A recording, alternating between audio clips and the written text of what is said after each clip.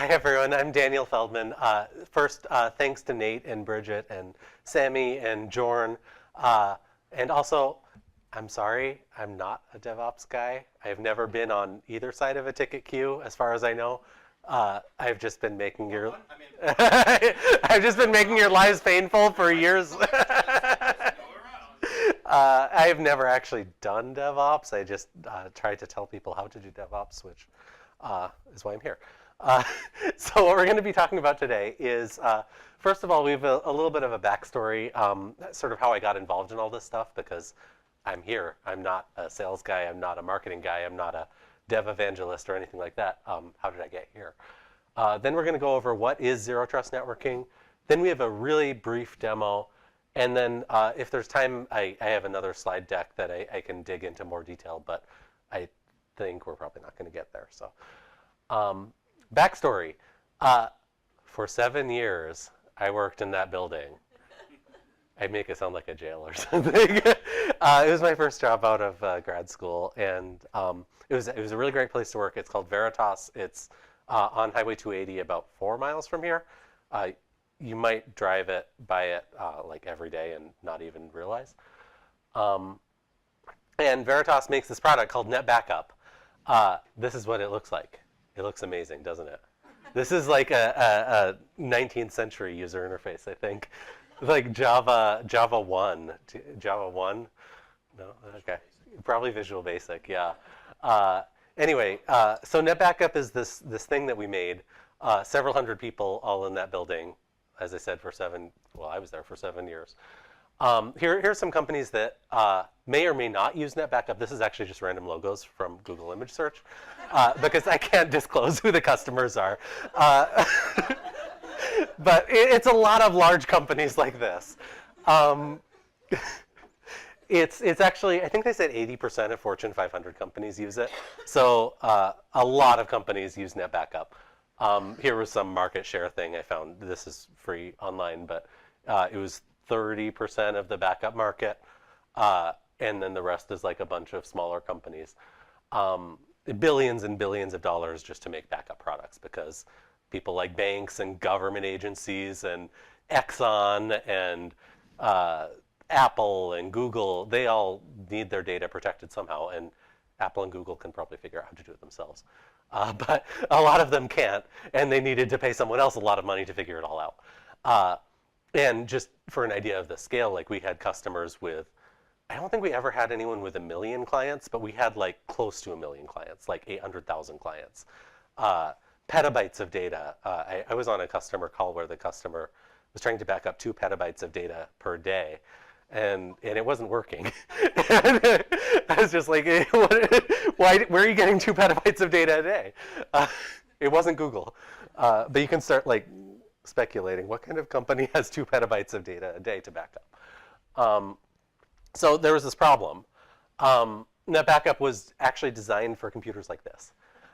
That's a Spark station, if you're not familiar with your computer history. A Unix workstation from the late 80s, early 90s. That's what Net Backup was designed to run on. And it was designed to back up to giant tape drives like that stored like hundreds of megabytes to a couple gigabytes, something that order of magnitude. And that's all fine. Actually, the C code, I mean, you have hundreds of people working on it. It expands, it gets faster, they multi-thread everything. It gets better and better. The code was fine, but fundamentally the architecture was kind of like this. It was a fortress, okay? There was an assumption that the bad guys are on the outside and you're on the inside, and no one's going to get through that wall. And it doesn't matter. Security doesn't matter. All the identity was just through DNS. Which is assuming your company has DNS properly configured, which most of them don't even have that. But there's no real security. A lot of like plain text authentication credentials and that kind of thing. And then anything that had to go out to the cloud, of course, was encrypted. You could encrypt the data, but as far as that network of 800,000 or 900,000 nodes, that was all just completely insecure by design. Yeah, bad guys on the outside, and your firewall is just keeping them out without doing a whole lot of work. That does not work today. You have connections to the cloud, tons of different connections to the cloud. You have people opening random emails that have spear phishing attacks. You have the one guy who insists on running a Windows 98 server for some reason. I mean, that kind of stuff. So you can't assume that your castle walls are going to hold, and there's going to be problems. Here's an illustration of a modern network. We've got some computers; they're all in the cloud. And here's an illustration of the modern backup tape. And you've got hackers like this, who are actually very, very effective at implementing targeted attacks against your backup system. I don't know if you guys saw that movie. It was basically about what we do. And spear phishing attacks, you get some email that looks very convincing that says it's from IT services. Just enter your password here. That's the kind of stuff our customers were worried about. You hear about a new data breach every single day, basically. Actually, just today. If anyone was reading the news, Target had it. That's on Target's official Twitter. We're giving away 5,000 Bitcoin. Target is not giving away 5,000 Bitcoin, by the way. Someone just got their Twitter credentials. All right, so there was a famous bank robber in the 1900s who said, I rob banks because that's where the money is. The thing is, backups have all your data in them. So if someone can figure out how to break into your backup system, they get everything. If they break into one server, they get what's in that server. If they could break into NetBackup, that's all the data in the entire company. And of course, it's all encrypted, but the backup software knows how to decrypt it. That's its entire job, is encrypting and decrypting the data. So if someone was ever able to get into NetBackup, everyone knew this is just a giant soft spot in the entire world of IT. Every backup product had this problem. I never heard about an attack of someone breaking in through the backup software, but that may have just been because hackers hadn't thought of it yet. I mean, NetBackup costs a lot of money. Maybe they just didn't have a copy or something. It's totally possible. I don't know why, but we were just like a giant sitting duck. And then Google posted this thing on. Does everyone know Google Project Zero? You should probably follow it. They have this team of security researchers.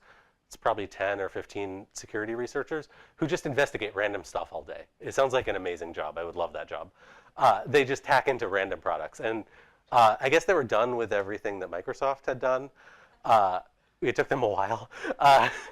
And they were looking for something new, and they investigated NetBackup. And I don't know where they got a copy, but I'm guessing someone gave it to them or something. Anyway, they released a bunch of flaws in NetBackup, which were, I mean, for those of us who had been working on NetBackup for 7 years, they were obvious. Of course it doesn't, it's not supposed to have any security. And at the bottom there, if you can't read that, we highly recommended to put additional layers of security around running NetBackup installations. And some executives at Veritas saw that and just completely freaked out. Because that is not what you want to be telling your customers, that our product is completely insecure, even though it was. So the solution was pretty obvious. We needed to have two-way TLS encryption between every service. There are about 40 services in NetBackup. And that's a TLS certificate. So we got to work. That is not our office, but that's a bunch of people working really hard. And we wrote a ton of code. That is the worst font for coding, but they make us use it. And we worked for about a year and a half adding encryption to everything within Veritas. Okay, as I said, 40 different services dating back to the late 80s, written in that style of C code, running on maybe a dozen different platforms. We had to support OpenSSL running on Itanium. Itanium's really messed up. If you guys ever have to work with Itanium, just quit your job. We only had 2 Itanium servers. We also had to support mainframes, crazy weird stuff. We got it done. It took 18 months-ish. close to 1,000 engineers, probably cost several hundred million dollars. I don't know for sure. A lot of money, a lot of time. But we got it done. Oh, and this is just a little illustration. So of course we had to write a manual on the NetBackup certificate distribution process. This is not the manual. This is the table of contents for the manual. It's 450 pages on how the NetBackup security encryption model works. I guess someone reads this stuff. I have no idea. Yeah, it's about this thick printed out. All right, so we're done. We party. 18 months, hundreds of millions of dollars. We celebrate. We release a new version of the product. It all works. It actually, more or less, we released it to our customers, about 20,000 customers, and it pretty much worked, distributing certificates to all the nodes. And there were some customer support issues, but relative to how bad it could have been, it wasn't that big a deal. That's our release party, by the way. All right, so what am I supposed to do now? Like, I've been working on this for a long time. I worked really closely with 3 guys, Aaron Christensen, Sam Pearson, Matt Kokotovic, and they all quit their job and went to some company called SPS. I don't know how that happened. But they were like the best engineers I'd ever worked with. So I'm like sort of sitting around Veritas. I supervised the intern program last year. We had 40 interns last year, which was actually really cool. It was really, really fun. But then summer's over, the interns go away. What am I supposed to do? So I start reading. There's this book, Zero Trust Networks. And I found this book. And I realized this is describing exactly what we just did. It introduces this idea of a zero trust network, which means everything in your network has a certificate, and everything uses a two-way encrypted TLS connection. And if some bad guy breaks into your network, it's not a big deal, because everything's already encrypted. Everything has an identity. Your VPN doesn't matter. I mean, you probably still want to have a VPN, but you can get rid of it. It doesn't make a difference. There was this other paper, Beyond Corp. Raise your hand if you've seen this. You should read this. This is from Google. It's how they do their enterprise security. Google, apparently, I've never worked there. Apparently, they don't have a VPN.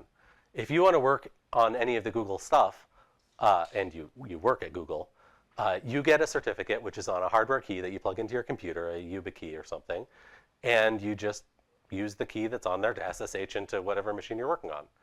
And there's no VPN. There's no wall of trust. If you're not supposed to be able to SSH into that machine, it rejects you, and it would reject me because I don't work at Google. But like everyone who is supposed to has access to exactly what they need, and there's no castle with a wall around it.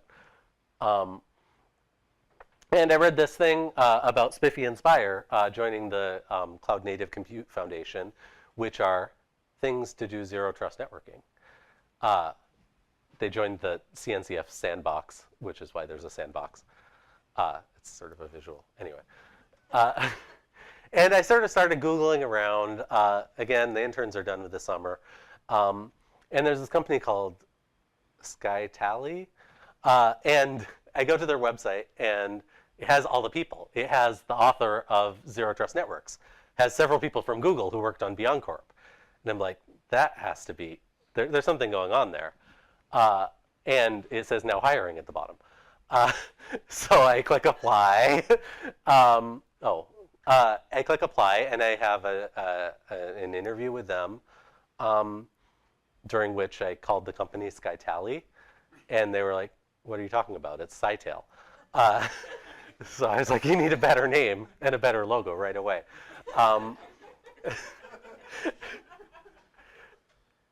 Anyway. I'm going to take some questions at the end. I think there were some people who were looking quizzical, but we'll just wait to the end so we can get them on video better. This is the second part of the presentation, though. What is zero trust networking? That was all my backstory.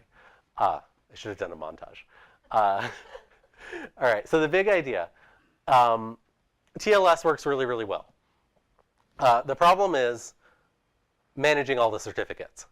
Because, again, if you have 800,000 nodes, you have at least 800,000 certificates, maybe more, because there are a bunch of services running on every node. And how do you get those out to all those nodes securely? How do you manage them, make sure they're going to the right place? How do you rotate them, okay? That was a giant problem at Veritas that we had figured out was basically everything has to have 2 certificates at once, and then you upgrade one, and then you switch to the other, and it gets a little complicated. And we had done that at Veritas, again, for our product.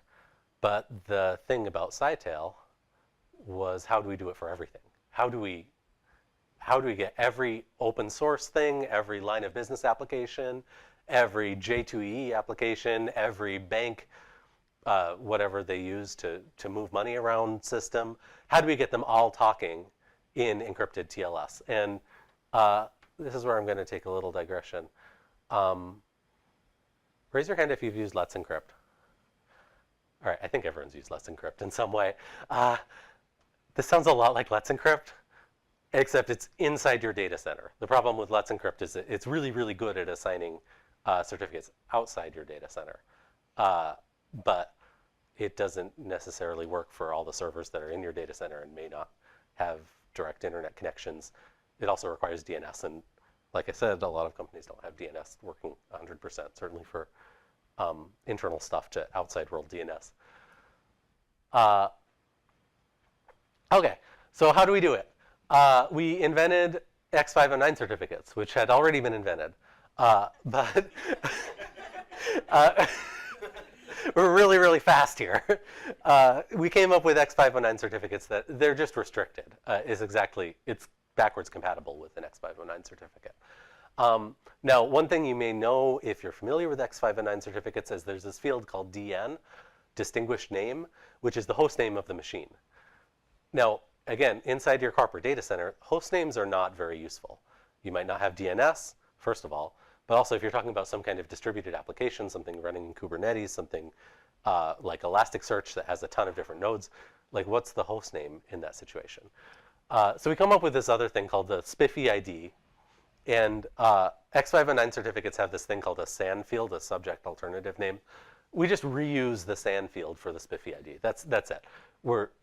It's not really using it properly, I guess, but it's kind of a free-form field within the X509 format, so we just stole it. And then we came up with a REST API called the Workload API that lets you, if you're Elasticsearch or your line of business bank application, to get your own certificate. And that's it. That is the Spiffy standard. If you go to spiffy.io, there's a longer, more detailed version of this. It's not that much. You could read it in an hour. It's not that complicated. Spiffy stands for Secure Production Identity Framework for Everyone, or some acronym like that. And then the hard part is implementing it. But there are already a bunch of implementations around.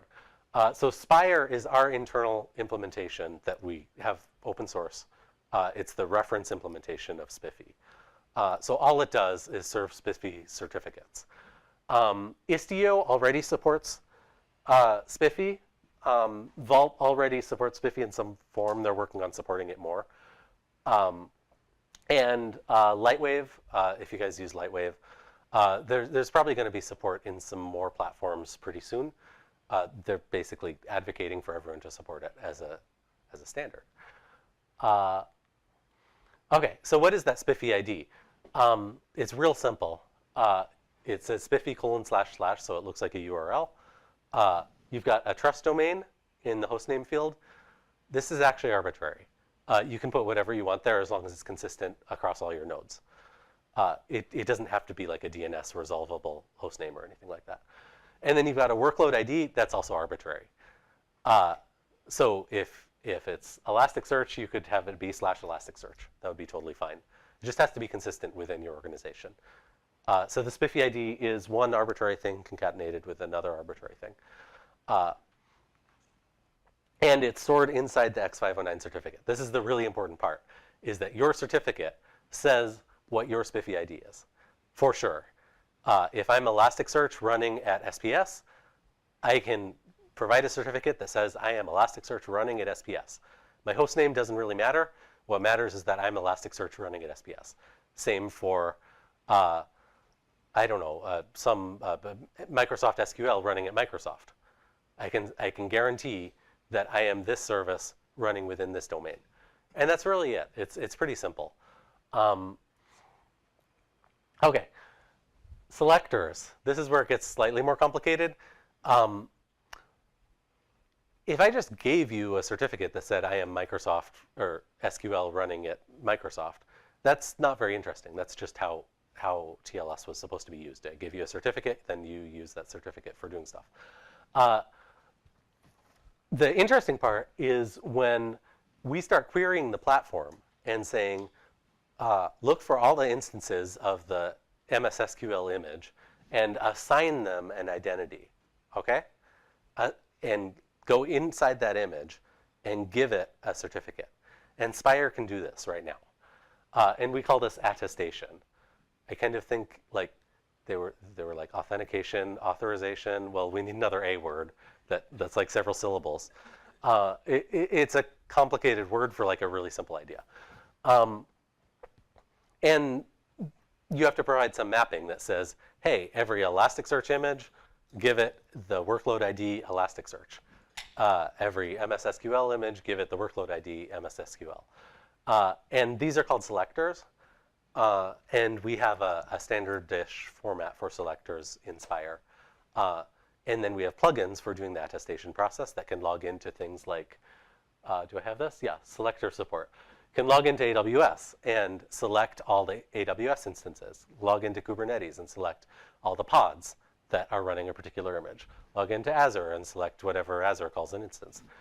Google Cloud. Supports all kinds of stuff. We also have ones for Unix. Just get the UID of the process. So every process that's running under my UID would have my certificate, maybe. Or we also support just using an old-fashioned certificate as a fallback, basically. So you present your old-fashioned certificate, and we give you a Spiffy certificate that has the right thing in the field. So that's sort of a backwards compatibility feature. More details. This is kind of getting into more obscure stuff, but JOT support. Okay, so right now you guys are wondering, all my services are behind a load balancer that has to decrypt the connection and then re-encrypt it. What happens in that case? Anyway, the way you do that is by having a JOT token. Wait, raise your hand if you're familiar with JOT. Okay, some people, but not everyone. A JOT token is like a certificate, but it's just encoded in JSON. It doesn't guarantee an encrypted channel. It just guarantees authentication. Because I give you my JOT token, and it guarantees that I am who I say I am. It's just a one-way asymmetric process. It doesn't require encryption at all.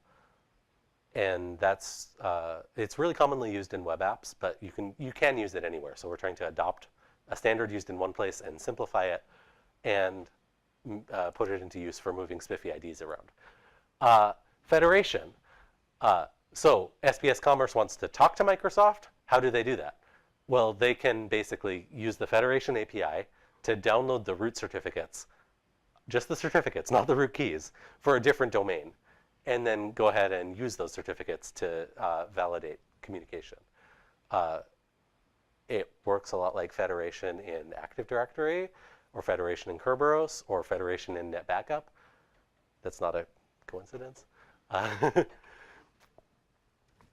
So I hate doing architecture diagrams because they usually don't make sense.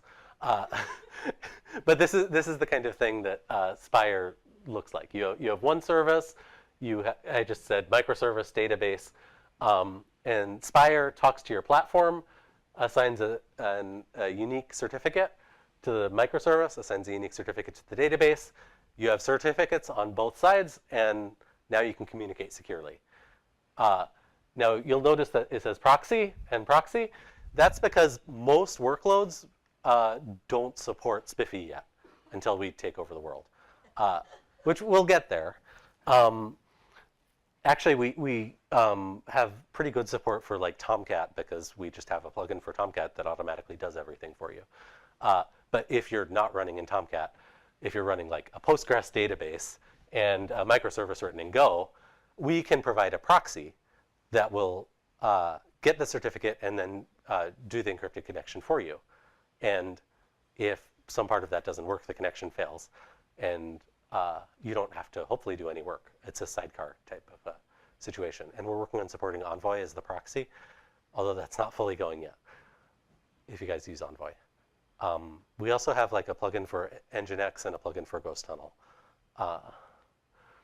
Okay, so who's adopting Spiffy? So I was actually just out in San Francisco last week talking to customers. We did like an informal like meet and greet type thing with a bunch of people who are interested in Spiffy. So there's these companies, Uber, Square, Pinterest, Twilio, they all showed up to the meeting. I don't really care about them, okay, because I mean, these companies are so big and they have so many software engineers, like they just need something to encrypt everything within their microservice architecture. It actually doesn't matter what they use though, because they have so many software engineers that are just writing everything themselves. They just want to standardize on something inside their company. Netflix already has something that's surprisingly similar to Spiffy that they just developed independently and that they just use it. Presumably other big cloud companies do too, and they just haven't told us. So scratch those off the list. I don't really care about them right now. But then we've got some platforms that are supporting us. Cloud Foundry is involved, Tigera is involved. Tigera is really involved, actually. They come to everything. WSO2, I don't really know what they do. But they're another one of these platform companies. VMware is super involved. And then a lot of the people I've been talking to are banks because they have a lot of security requirements. And relative to the complexity of their infrastructure, they don't have a lot of software engineers. They're mostly buying stuff off the shelf. And that's sort of the sweet spot for Spiffy, because we can say, hey, you have that IBM mainframe thing and that MS SQL database and that web app written in Tomcat, and you want to get them all talking together securely, why don't you standardize on our stuff? And that's probably, I'm going to be spending a lot of time at banks. All right, so where can you find out more about Spiffy? And like I said, there's this website, spiffy.io, that has the entire specification. It's pretty simple. You won't have a lot of time or a lot of trouble reading it in an hour if you really want to read the specification. And it's got some tutorials and examples and that kind of thing. Spiffy Community Day. We do a quarterly community day. It's physically, they have a site in San Francisco and a site in New York, and we're in the middle. But it's also online. You won't get free beer and food if you go online. But it's also recorded, so you can just watch the whole recording of a whole day of people talking about Spiffy, which I know sounds fantastic. And we have a lot of talks at KubeCon last year, US, last year, Europe, China, coming up in the US. Basically, they try to get like 3 or 4 talks in every single KubeCon. And those are all on video. You don't have to pay to go to KubeCon. All right. So it's demo time. And these never really work. And even if the thing about demos is they never work. And then when they do work, it's like really tiny type on a terminal screen. But you have to do a demo, right? Or you have to try. We can read that. That's cool. Oh, really? Yeah. Oh. All right. So I'm going to run the magic command here. This just starts up a bunch of Docker containers. This is like a standard demo that we do. Is it already failing? No, I think we just need a minute. It should pop up a bunch of terminal windows that will like... Am I connected to the internet? I am connected to the internet, but maybe it's like blocking all the containers or something. All right, if this doesn't like start popping stuff up in a second, I might have to show you a video of a demo, which is even worse than a demo. I actually like videos of demos because you can talk about it and not be typing. All right. And they don't fail. Well, yeah. Monitors don't show that video. Okay, I tried this 2 minutes before I started talking, and it's not working. You did predict it. I did predict it. I did predict it. All right. In the meantime, do we have any?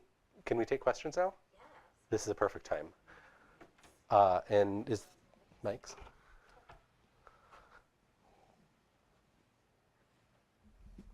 Okay, and we are going to take questions from the crowd, but since I have a mic in my hand, I'm going to ask the first question, which is, if people are trying to figure out if this is applicable to their use case, and they know that they have a lot of computers, and the computers are probably all terrifyingly behind the firewall, open to each other in some terrifying way. But like, do you have a good rubric for people to figure out how this can be applicable to their use case? Yeah, sure. So the most important thing is you really need security within your data center. So if you are really confident that your data center is totally secure and is not connected to the internet or has a really good firewall, then don't worry about it. It makes the most sense if you're using some kind of off-the-shelf software. Like I said, if you're just writing all the code, if you're Uber or something, like just do whatever you want. Like you don't need to use any kind of standard.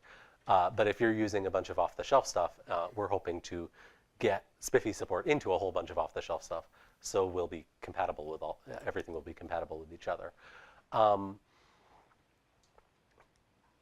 And I think the third thing is this is all pretty early stage, and you have to be willing to try some stuff and probably fail at first and try again, and hopefully it will succeed eventually. There is also some performance penalty from initiating all those TLS connections. If you're really into performance, this probably isn't the solution for you. And there's other stuff you can do that we can help with. Or you can use those drop tokens, which are really, really fast, but they don't encrypt anything. Okay, awesome. All right, I'm going to This is totally not. come over here. Yeah, Mike, I have two questions actually. The first question is, does this actually take away the need for traditional X509 certificates?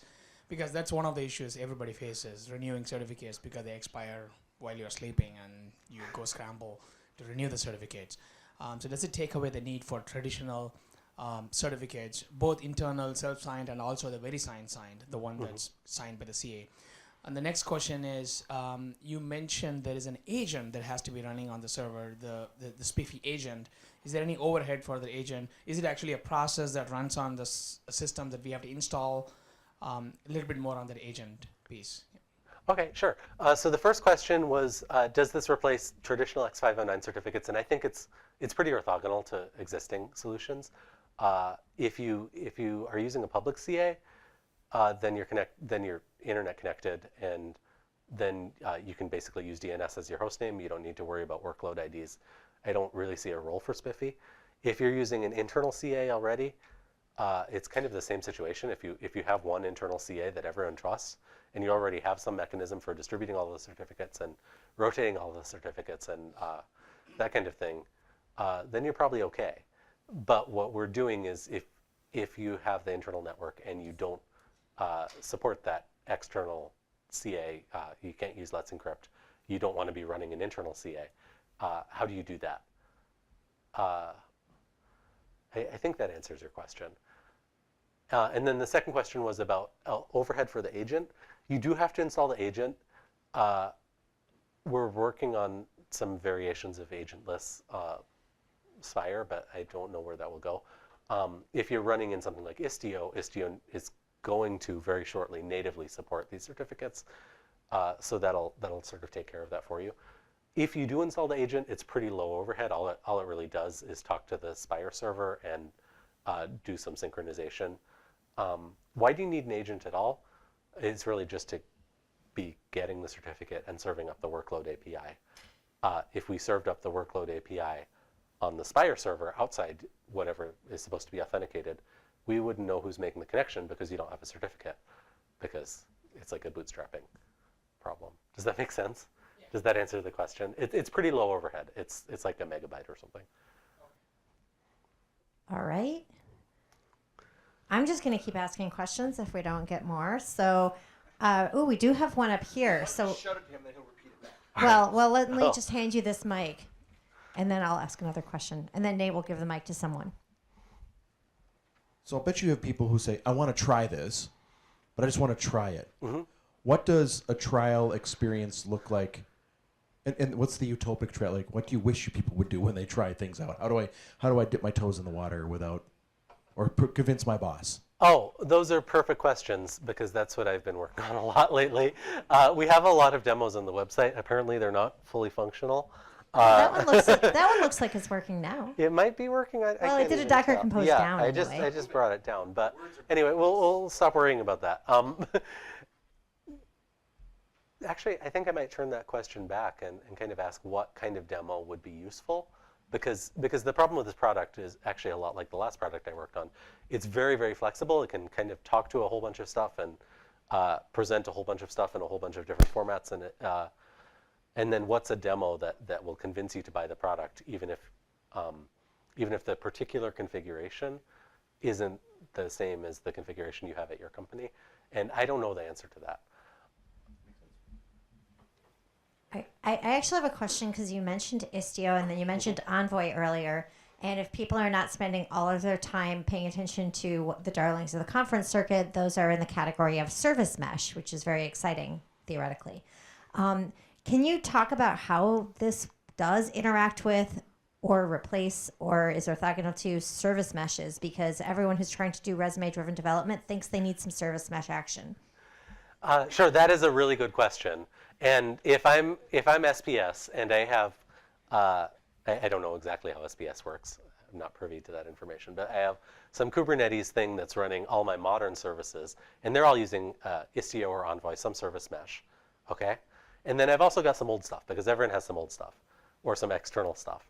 How do those two communicate with each other? Well, if Istio/Envoy are set up to be using Spiffy IDs for all their certificates, then they can talk seamlessly with the old stuff, as long as the old stuff has also Spiffy certificates. Or maybe you have some stuff in Envoy and some stuff in Istio. Or maybe you're talking to an external company that does something totally different. So I think it's a little bit like the Uber example. Like if everyone is just writing their own microservice to do encryption in some way, and then they can just do whatever they want. They don't need a standard. But if you have multiple different services that are coming from different places, whether you're buying a product, whether you're using Istio or Envoy or talking to some other company, then that's when the standard starts to matter. Sorry, thank you. Excellent. Okay. Checking to see if people have other questions. Any questions? They're still trying about to anything? formulate how they use this. All right, there was a question, how do we make money? And it's exactly like Rundeck makes money. We have an open source thing that we're trying to get people hooked on, and then we're going to try to have a professional version with professional support. Companies have said they will pay us money if we get this fully working. It is not really where it needs to be yet, but the company's existed like in any form for less than 2 years, and I've only been working there for a couple months, so we've got a long way to go. We just got our seed round in October, so we're pretty early stage. So what I think I'm hearing is this is an exciting open source project that people could join in on and work on and send you all the pull requests. Can you flip over to GitHub and just show them where that would be? Oh yeah. It's I possible. didn't have a warning. Okay, it's just github.com/spiffy. So there's two repos. There's Spiffy, which is literally the standard text as a markdown file. That one's not very interesting. But then Spire is the version of it that we're supporting. Because it's sort of in this early state, there's actually a weekly SIG, they call it the SIG spec, to discuss the Spiffy specification, but also like any changes to the open source stuff that would break compatibility or enhance in any way. And it's just a weekly conference call, and it's open to anyone. So you could just join that and see what people are talking about and see if that's something you want to participate in. Can you flip over to the Spire repo just so we can kind of see like what activity looks like? What are the issues? And Oh yeah. I'm just kind of curious, like, oh yeah, look at that. There's issues. There's pull requests. You could be putting a pull request. Yeah, there's real stuff going on. A lot of it is by Sitel employees at this point.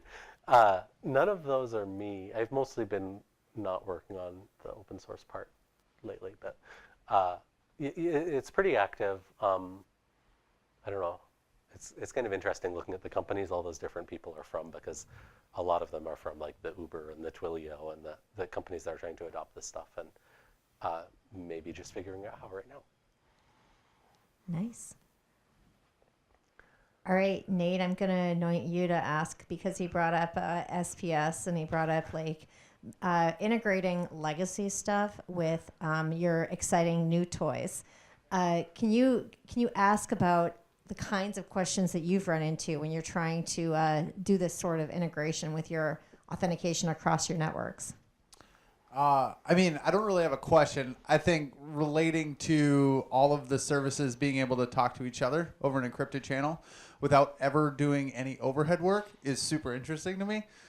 So I will actually probably go home and at least / maybe fork this repo and see what trouble I can't get into. But primarily, what is kind of the overhead with actually adopting the whole framework? Is it something where you kind of back it out in like maybe a week, or is it something that takes a bit more integration, making sure everything kind of works together? And I guess bigger question, if I have a service that's using this integration with the Spire or the Spiffy, can it still talk with other services kind of outside of that range? Oh yeah, sure. Those are great questions. So the first question, since the mic cut out, was how hard is it to get started with all this stuff? And the second question, wait, I'm sorry, what was the second question? Just how does it play with other applications that may not be using that level of encryption? How does it get outside? Yep, exactly. Yeah. Okay. So to answer the first question, this stuff is really early stage. We are in the process of helping a lot of companies get started with it right now. It's an uphill battle right now, each time, I think. And these companies that are doing it are devoting a lot of effort to getting it working, because frankly, they really need this, and there's no one else who can provide it. Hopefully, within the next couple of months, it's going to get a lot easier as we start to iron out the bugs, start to make the configuration easier, make the documentation easier, make training tutorials that actually make sense and help you get started really easily. As far as compatibility with talking to stuff outside Spiffy land, it's all TLS. So it's all backwards compatible. I think the trickiest part is actually it's going to be talking to stuff that kind of understands traditional client certs, but not fully. So if it isn't looking at the SAN field at all, and you try to connect to it with a Spiffy cert, it'll kind of connect, and then it will reject the certificate because it doesn't know what to do with that. And we'll iron out all that stuff, but it may take a while, basically. So we're not coming up with a new encrypted protocol or anything, but the way we're using TLS is sufficiently different that it's going to break some stuff. Sweet. With the whole support channel, are you guys doing most of your Q&A/support on GitHub, or do you have a Slack/IRC or something like that? We do have a Spiffy Slack. That's also a really good way to get started. And there's also a mailing list floating around. But I would probably join the Slack, actually. That would also be a really good way to Side note, I'll put all these links on the meetup Sweet. So we can go reference them later. Yeah, the Slack is really cool. The Slack is full of like a bunch of security engineers from all the big companies that you've heard of, who probably never really check the Slack, but they're on there. So. All right. With that, I think, is my mic working? Okay. With that, I think we're gonna call it. We're gonna say thank you so much, and then we have we'll make another announcement right after we applaud Daniel for letting us know all about this project. Thanks, Daniel.